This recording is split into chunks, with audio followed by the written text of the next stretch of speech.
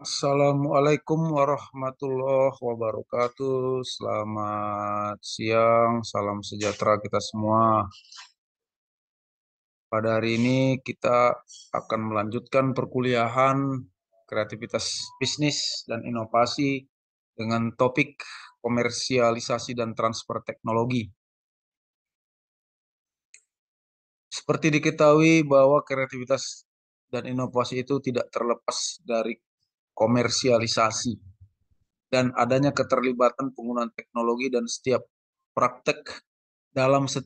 praktek inovasi dan kreativitas itu sendiri. Lalu bagaimana komersialisasi dan transfer teknologi? Berikut penjelasannya. Pengertian komersialisasi. Dalam Kamus Besar Bahasa Indonesia, komersialisasi adalah merupakan perbuatan menjadikan sesuatu menjadi barang dagangan. Komersialisasi adalah tindakan dan akibat pemasaran, menawarkan produk untuk dijual, atau memberikan kondisi dan sarana distribusi yang diperlukan untuk penjualannya. Komersialisasi adalah proses mengubah produk atau layanan baru, mulai dari konseptualisasi hingga penjualan aktual. Dengan kata lain, suatu produk diciptakan dan dibawa ke pasar untuk mendapatkan keuntungan. Proses komersialisasi mengikuti beberapa tahapan yang dimulai dengan penelitian dan diakhiri dengan pemasaran suatu produk. Komersialisasi adalah istilah yang sering digunakan ketika sesuatu dibawa ke pasar massal atau dipindahkan dari publik ke sektor swasta. Namun istilah tersebut juga mengacu pada situasi di mana teknologi telah diubah menjadi produk yang dapat digunakan yang sekarang dikonsumsi oleh individu. Secara umum dapat diartikan merupakan sebuah proses di mana pemasar melakukan produksi dalam skala penuh, menetapkan harga, membangun jaringan distribusi, dan membuat rencana promosi akhir untuk memperkenalkan produk di semua pasar. Contoh, perusahaan Singapura akan meluncurkan komersialisasi produk baru dalam beberapa hari mendatang. Komersialisasi cuka beras sukses. Kami memiliki produk yang bagus, tapi kami kurang pengalaman dalam hal komersialisasi. Pengertian komersialisasi memiliki beberapa arti tergantung pada konteksnya. Dimungkinkan untuk mengkaitkan pemasaran dengan distribusi atau logistik yang bertanggung jawab secara fisik mengirimkan produk layanan ke konsumen akhir. Tujuan komersialisasi dalam pengertian ini adalah untuk menawarkan produk tempat dan pada saat konsumen ingin membelinya. Kami memiliki masalah dengan komersialisasi sejak operator melakukan pemogokan. Kami menyadari ketidaknyamanan dalam komersialisasi di negara. Ada beberapa cara untuk melakukan pemasaran suatu produk. Komersialisasi dapat dilakukan di toko, gudang, pasar, atau pameran dengan barang di mata pembeli. Biasanya produk menampilkan harganya di poster atau label, dan ada beberapa strategi pemasaran yang diadopsi oleh perusahaan atau profesional penjualan yang bertujuan agar pelanggan membangkitkan minat pada suatu produk atau layanan. Strategi ini dapat digunakan baik untuk penjualan tatap muka maupun untuk penjualan yang dilakukan melalui internet. Di antara strategi pemasaran yang ada, perusahaan telah mengadopsi strategi komunikasi, di mana mereka menyelidiki sarana penyebaran yang dapat mereka gunakan. Contohnya televisi, majalah, internet, dan lain-lain. Dan menganalisis berapa banyak mereka perlu berinvestasi dan berapa banyak yang harus mereka kembalikan. Poin penting lainnya adalah bagaimana produk dan layanan ini akan ditawarkan kepada konsumen. Platform mana yang akan digunakan. Dalam hal ini, penjualan langsung dapat digunakan di mana perusahaan menjual produknya di tempat miliknya sendiri, di toko virtualnya, dan lain-lain. Kalau untuk penjualan tidak langsung adalah ketika produk atau layanan dijual melalui saluran lain untuk distribusi seperti pasar, distributor penjualan melalui email, penjualan di situs lelang, dan lain-lain. Perlu juga disebutkan bahwa komersialisasi dapat terjadi dalam suatu negara maupun di luarnya. Ketika ada ekspor atau impor, komersialisasi juga dapat dilakukan dari jarak jauh, baik melalui internet atau perdagangan elektronik, melalui telepon atau melalui katalog. Dalam kasus ini, pembayaran paling sering dilakukan dengan kartu kredit karena lebih mudah dan cepat daripada mengirim uang atau membayar tunai. Komersialisasi dapat terjadi antara perusahaan dan klien, serta antara orang dan orang. Umumnya ketika komersialisasi terjadi antara dua orang itu adalah ketika ada produk bekas.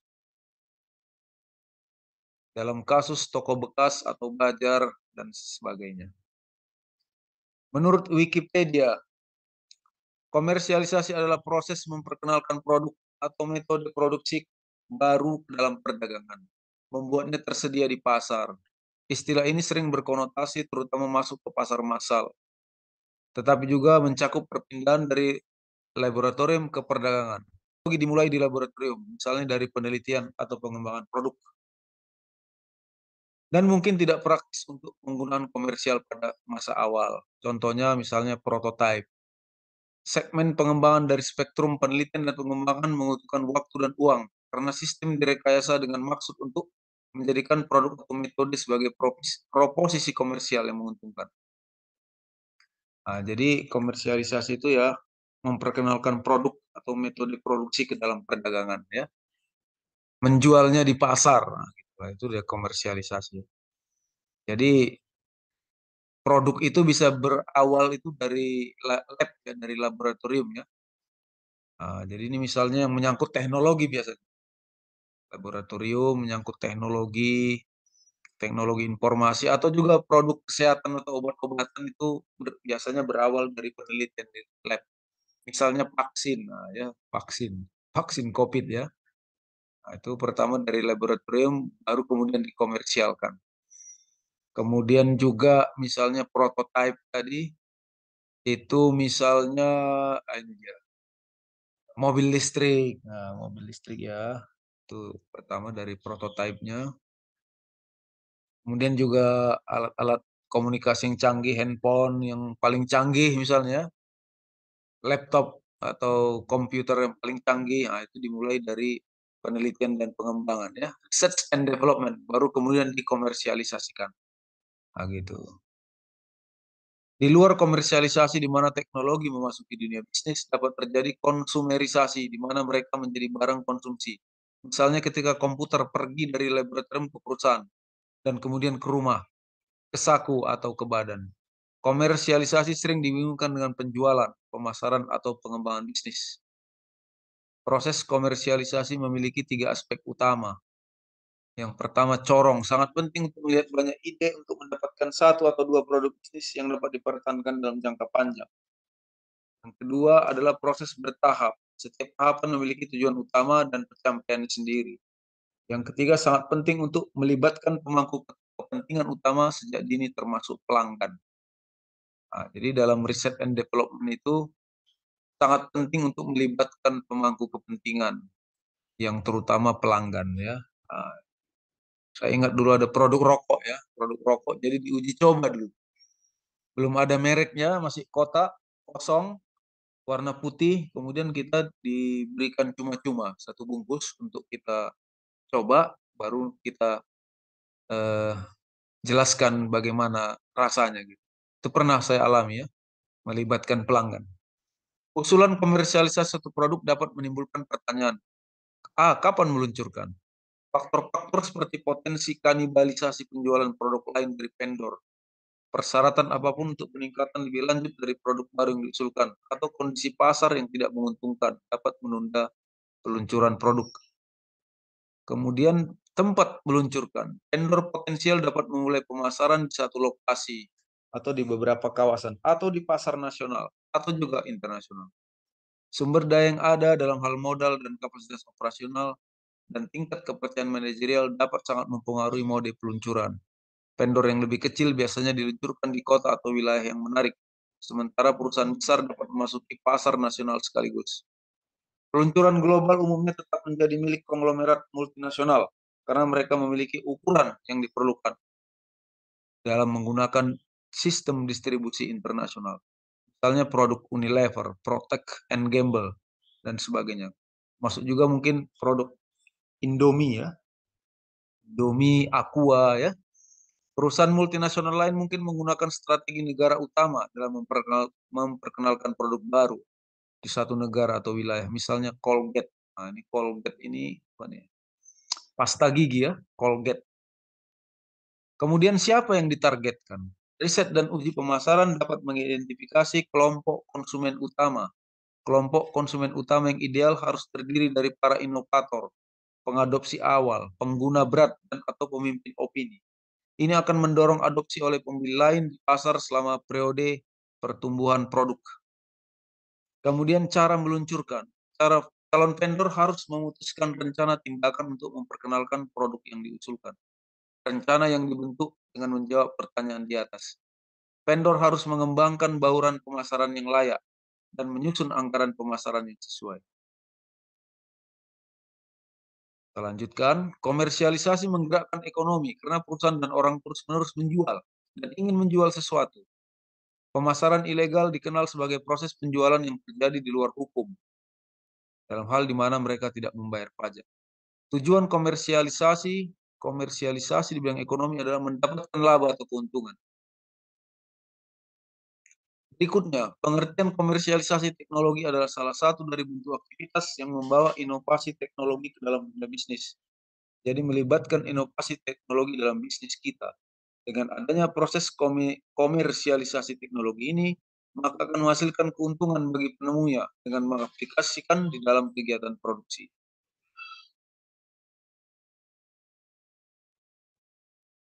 Jadi dengan adanya komersialisasi teknologi ini, maka keuntungan bisa didapatkan lebih daripada sebelum menggunakan teknologi yang dikomersialisasi tersebut. Komersialisasi dan transfer teknologi bisa berlangsung, dilaksanakan dan diaplikasikan dalam bisnis kita melalui proses memindahkan kemampuan, pengetahuan, teknologi, metode manufaktur, sampel hasil manufaktur, dan fasilitas antara pemerintah, universitas, dan institusi lainnya yang menjamin bahwa perkembangan ilmu dan teknologi dapat diakses oleh banyak pengguna. Artinya komersialisasi dan transfer teknologi itu tidak bisa dilakukan hanya oleh perusahaan kita sendiri, karena perlu ada penelitian, kerjasama penelitian dengan universitas atau institusi lainnya yang memang memiliki kewenangan dan tugas untuk melakukan riset. Kemudian fasilitas dari pemerintah seperti tower dan perizinan. Semua yang mendukung harus bekerja sama. Hal ini penting demi pengembangan lebih lanjut dan penggunaannya menjadi produk. Nah, ya. Komersialisasi teknologi biasanya mengikuti langkah-langkah sebagai berikut. A. Pengungkapan inovasi. Mengungkapkan ide yang sudah selesai adalah langkah pertama menuju komersialisasi teknologi. Kemudian penilaian oleh tim lain, peneliti lain. Petugas lisensi akan mengevaluasi ide atau produk untuk menilai daya jual, kemudian apakah bisa dipatenkan, hak cipta, dan ruang lingkup pasar yang tersedia. Yang ketiga, paten. Pabrikan harus mengajukan paten dengan baik sebelum mereka dapat membawa inovasi ke pasar. Hal ini memastikan ruang lingkup pengaruh yang lebih ketat dari inovator lain. Nah, jadi artinya kalau kita punya suatu produk yang inovatif, maka kita harus mempatenkan, mendaftarkan hak cipta supaya jangan diklaim oleh inovator yang lain. Yang keempat D, perizinan yang sesuai. Seiring dengan hak paten, komersialisasi teknologi membutuhkan lisensi yang sesuai. Selain itu, produsen harus memenuhi persyaratan kekayaan intelektual, lisensi lembaga pemerintah, dan izin federal. Nah, ini federal ini kalau ini biasanya berada di negara Amerika, makanya ada federal ya, federal, negara federal. Menemukan pelanggan sasaran. Selama perizinan, petugas perizinan sering menyampaikan ide tersebut ke perusahaan lain untuk mengukur minat audiens target. Pabrikan juga dapat mengajukan permohonan lisensi paten sementara selama tahap ini jika belum dilakukan sebelumnya. Mereka melakukan ini untuk memeriksa minat pasar terhadap satu produk sebelum membayar paten penuh. Model bisnis. Penemu perlu memberi alasan kepada investor tentang kelangsungan komersialisasi suatu produk. Mereka melakukannya melalui model bisnis yang menunjukkan rencana untuk semua dana dan proses yang terlibat dalam membawa produk ke pasar. Kemudian membawanya ke pasar. Setelah model bisnis selesai ditinjau, langkah terakhir adalah membawa produk ke pasar massal untuk dibeli. Ini biasanya mencakup penjualan dan distribusi.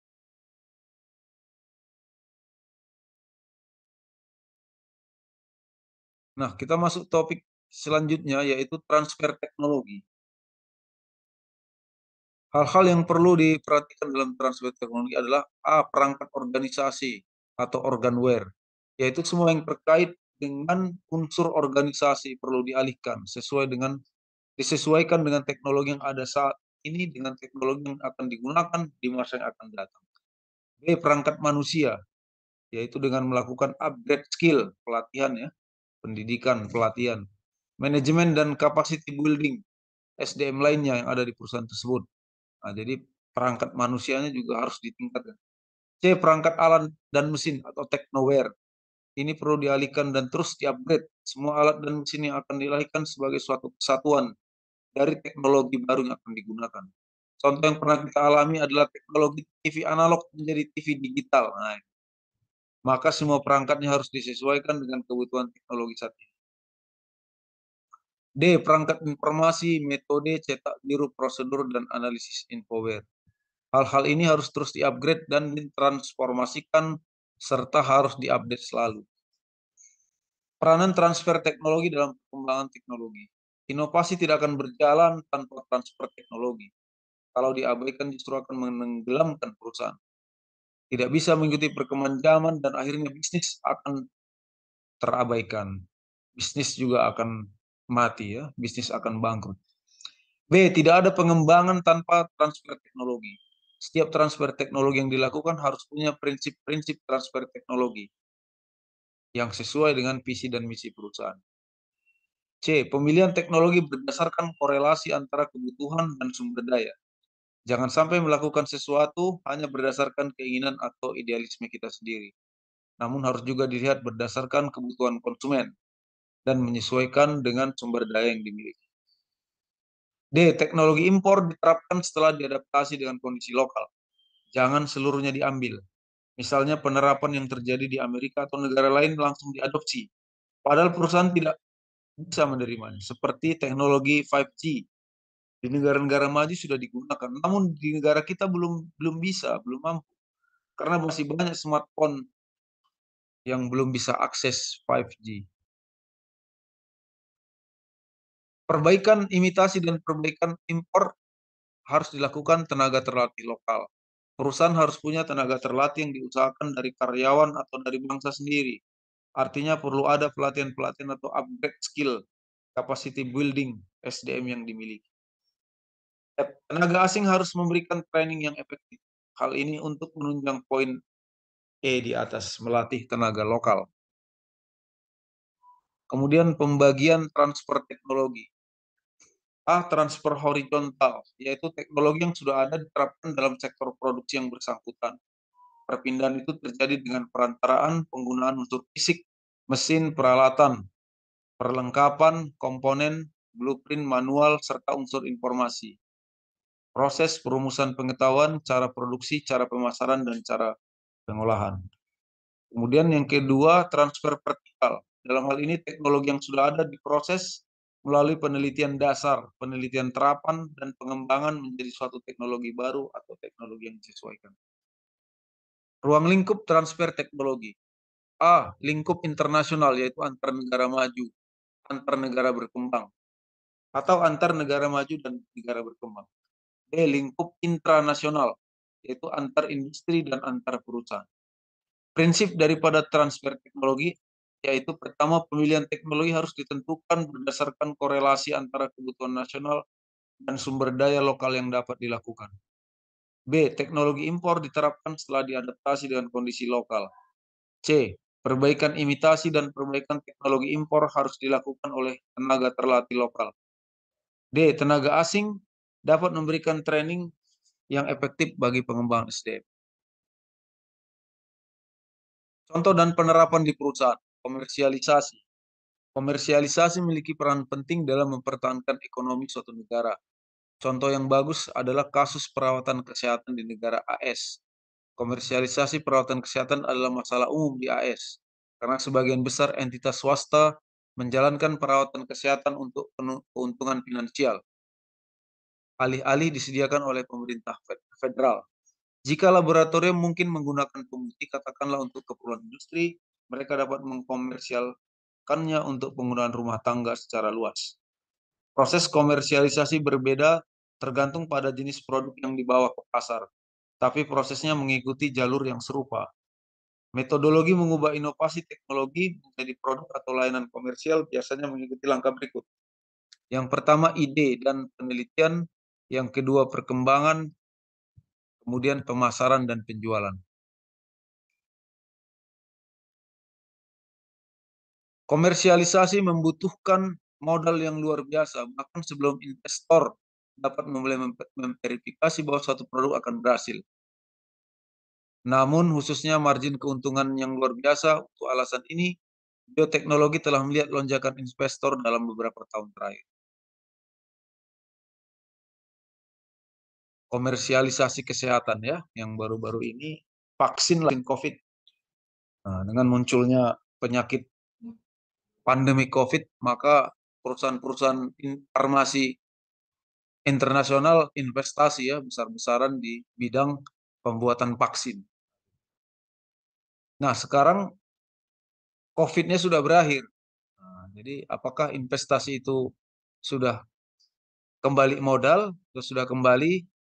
Nah, kita cari sendiri nanti ya data-datanya gimana investasi yang ditanamkan untuk bisnis vaksin tadi. Komersialisasi produk mengikuti jalur serupa dengan perubahan kecil. Pasar sangat berbeda untuk produk retail daripada teknologi. Konsumen yang berubah-ubah dan pasang surut ekonomi yang selalu berubah membuat permintaan menjadi target yang bergerak. Alasan ini, riset pasar merupakan salah satu prioritas utama dalam komersialisasi produk. Karena komersialisasi produk apapun jenisnya membutuhkan banyak uang. Kesediaan pelanggan untuk membeli adalah kekuatan pendorong yang paling penting. Kemudian komersialisasi pertanian. Contohnya, traktor yang mengolah tanah, pesawat pupuk, mesin pemotong rumput industri, pabrik biji-bijian. Kemudian komersialisasi pendidikan. Komersialisasi pendidikan mengacu pada dua hal, yaitu yang perlengkapan yang mahal, program dan perlengkapan yang mahal, komersialisasi pendidikan ya. Komersialisasi pendidikan yang mengacu kepada lembaga pendidikan yang hanya mementingkan uang pendaftaran dan uang gedung. Jangan sampai terjadi ya komersialisasi pendidikan, berbahaya. Ini contoh transfer teknologi. PT Indonesia Asan Aluminium atau Inalum. Pada awal mulanya Inalum menjadi perusahaan yang bergerak di bidang peleburan tambang. Pada abad ke-19 ketika banyak pihak menyadari potensi dari Sungai Asahan. Studi kelayakan pertama dilakukan tahun 1919 oleh pemerintah kolonial Belanda. Selang 20 tahun studi kembali dilakukan oleh perusahaan Belanda. Mewah. Kemudian selang berapa puluh tahun kemudian pada tahun 1972, Departemen Pekerjaan Umum dan Listrik beserta perusahaan Jepang Nippon Koi menindaklanjuti hasil dari studi tersebut yang menunjukkan kelayakan pembangunan pembangkit listrik tenaga air dan pabrik peleburan aluminium. Hingga akhirnya pemerintah Indonesia menandatangani Master Agreement dengan Nippon Asan Aluminium Company Limit, ya, konsorsium yang didirikan pemerintah Jepang dengan 12 perusahaan Jepang pada tahun 1975. Perusahaan patungan antara pemerintah Indonesia dan EAA bernama PT Indonesia Asan Aluminium resmi didirikan setahun kemudian pada tahun 1976. Selama 38 tahun, Inalum menjadi perusahaan gabungan yang memproduksi aluminium sebelum secara perlahan dialihkan sahamnya menjadi sepenuhnya milik pemerintah Indonesia. Tanggal 21 April 2014 menjadi momentum ketika Menteri BUMN menunjuk Inalum sebagai perusahaan perseroan sekaligus meresmikan statusnya sebagai badan usaha milik negara. Transfer teknologi yang dilakukan menyangkut metode konstruksi bendungan Sigura-gura dan bendungan Tangga, sekaligus pembangkit listriknya dan konstruksi pabrik peleburan aluminium di Kuala Tanjung. Berikut proses fabrikasinya.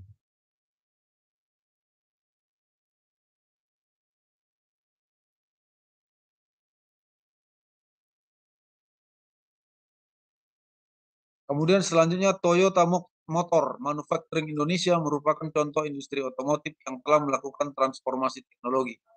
Saat ini, Toyota Motor Manufacturing memiliki 4 pabrik manufaktur otomotif di kawasan Sunter dan Karawang yang produksi kendaraan utuh, kendaraan terurai, mesin bensin, dan komponen otomotif bermerek Toyota untuk pasar domestik dan ekspor. Toyota Motor Manufacturing pada tahun 2016 juga sudah meresmikan pabrik otomotif di Karawang. Contoh selanjutnya, kereta cepat Jakarta-Bandung telah menjadi wadah untuk kegiatan transfer pengetahuan dan teknologi bagi sumber daya manusia dari Cina ke Indonesia di bidang konstruksi dalam negeri. Dilaksanakan oleh manajemen PT Kereta Cepat Indonesia Cina yang menurut Direktur Utama Dwiyana Slamet Riyadi sudah ada beberapa proses transfer teknologi yang telah berjalan di proyek tersebut, antara lain penerapan metode cast in situ untuk full span girder. Meski metode yang telah diterapkan di Indonesia, namun cast in situ girder full span ini seperti yang diterapkan di